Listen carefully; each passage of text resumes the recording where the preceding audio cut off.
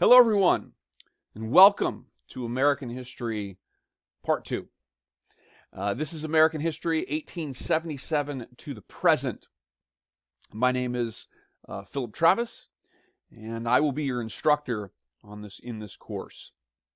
A little bit about myself, and then after that, I'll briefly run through some of the things you really want to know about on the syllabus and in terms of navigating this class. I did my PhD at Washington State University.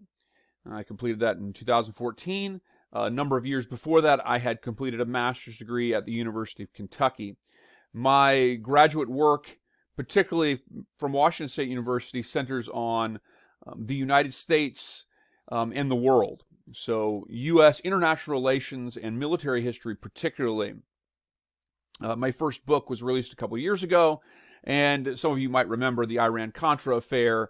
It related to the U.S. conflicts, the sort of proxy war conflicts that were fought under the Reagan administration during the 1980s, particularly with respects to Nicaragua and El Salvador. The name of the book was Reagan's War on Terrorism in Nicaragua, if it interests anyone. I've published a number of articles related to the United States in the region of Central America during the late Cold War, and I've also just recently presented some research relating to U.S. Marine operations in Nicaragua in the early 20th century, particularly 1927 to 1933. As a teacher, my specialty certainly is with American history, but I have a wide range of teaching expertise and interests, including European history, the history of the Second World War, world history as well. So very excited to be here and to explore American history with each of you. My hobbies, so you see behind me the guitars. I love music. I love playing music, particularly classic rock music, Led Zeppelin, for example. And of course, I love history, and I'm very excited to experience this class with you. And I think we will all find this to be a really fascinating and interesting exploration of U.S. history. What to expect in the course? So, in our Blackboard system, the number one place, once you go through the getting started area with the various links to things like the tutoring site or the library center and these types of things, once you get into our course, obviously you'll look through the syllabus. But the number one place that you really want to be going and familiar with when the class is underway is the content area. So the content area, you will find weekly lessons, and the lessons are all opened each week. So this class is not a class where everything's open and you can just kind of complete tests and exams as you see fit. Instead, we move the class on a weekly basis. Students complete materials in week one. Week one ends Sunday night. Right before the beginning of week two, then week two opens, and again. Now, of course, for exams or for the paper in this class, the prompt for the paper will be posted a week prior to that module going up, as well as a video of myself explaining things about the paper. And for each exam, there will be a study guide, and that study guide will be posted a week prior to the exam as well. I have every week, in addition to these announcements, I provide video lectures, and this is to help us sort of learn the material that we're covering in the class. So I usually have between 2 to 3 lectures each week. I try to keep each video lecture to about 20 minutes. Sometimes they're shorter, sometimes they're a little longer. But the idea with providing those video lectures is that I want you to be able to sort of watch a lecture, to have notes, to see images through a PowerPoint with your professor, myself, sort of walking us through some of these really important developments in American history. So definitely make sure you see those in addition to doing the reading. I definitely emphasize the lectures on our exams and these types of things. So it'll really enhance your ability, I think, to learn and understand and experience this course, which again, I think we'll find as a very fascinating course. So American history, 1877 to present. We are going to be starting this week with the Industrial Revolution. Sometimes it's called the Gilded Age.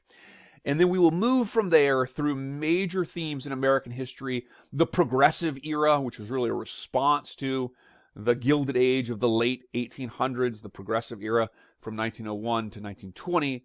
We will examine the United States as a world power in the early 20th century with the Spanish and Philippine-American War, the annexation of Hawaii, and of course, ultimately, the First World War. We will look at the Great Depression and the New Deal. We'll look at the Second World War, the Cold War, my area of specialization. We'll examine the 1960s and looking at some of the major events in the 60s, like the Civil Rights Movement and the anti-war movement.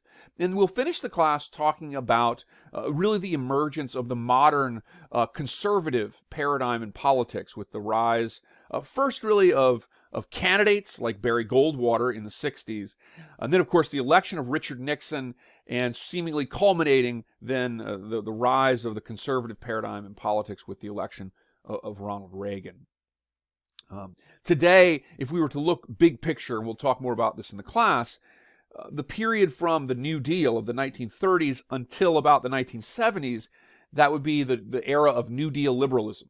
This was the period of time that brought programs like Social Security, unemployment, Medicare, Medicaid, the GI Bill of Rights, these types of things. It was really based on the mantra that while not perfect, that the government could be used as an effective and positive vehicle to improving social conditions and realities of Americans. And so from the 30s, the New Deal, until really the 70s, this is the era of New Deal liberalism.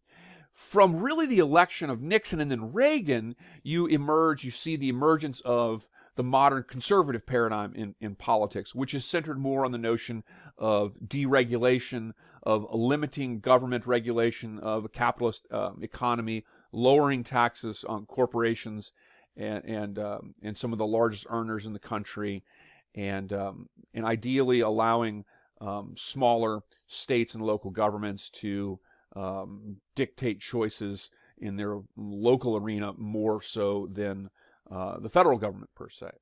And today, we really do, and we'll talk more about this when we get there.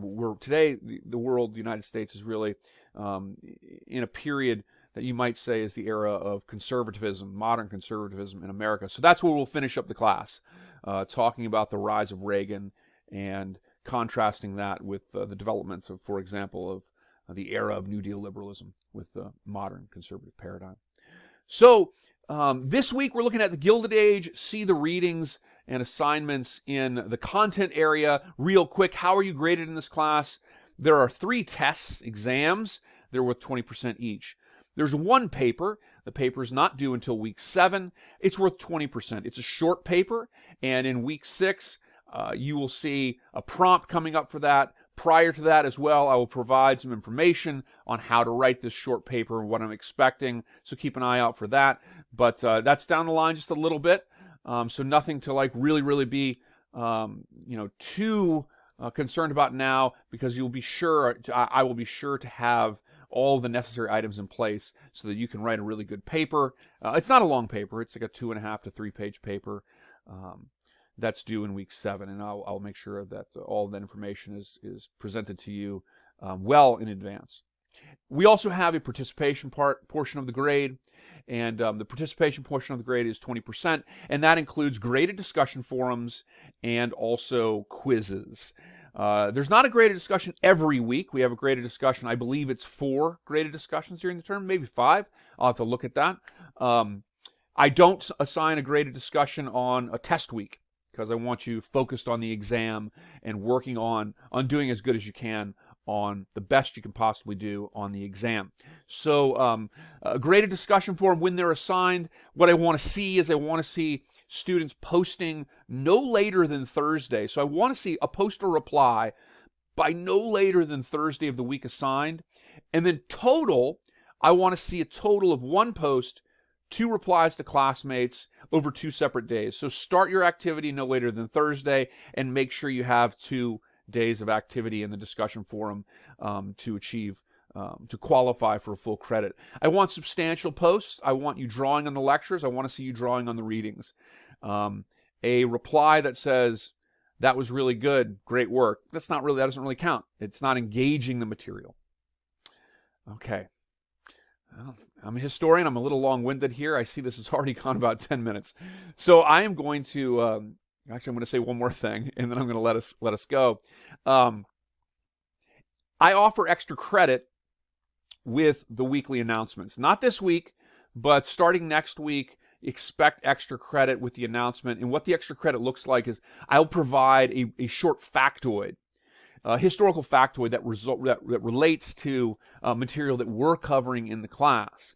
And all you have to do, there will be a special little discussion board only for this. You just go into the little discussion board and just state, Dr. Travis's factoid this week was this.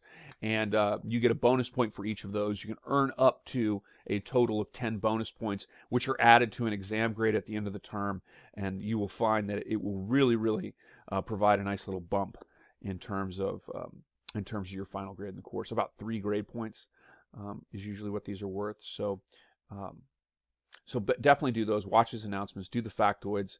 They're due to be turned in by Thursday of the week they're assigned, because I want everyone getting started early. All right, well, I'll see everyone in the discussion forum this week. Let's have a great week. I think you're going to really enjoy this. I hope everybody enjoys the video lectures every week. And I'll see you in the discussion forum. Let's have a great week. Email me if you have any questions.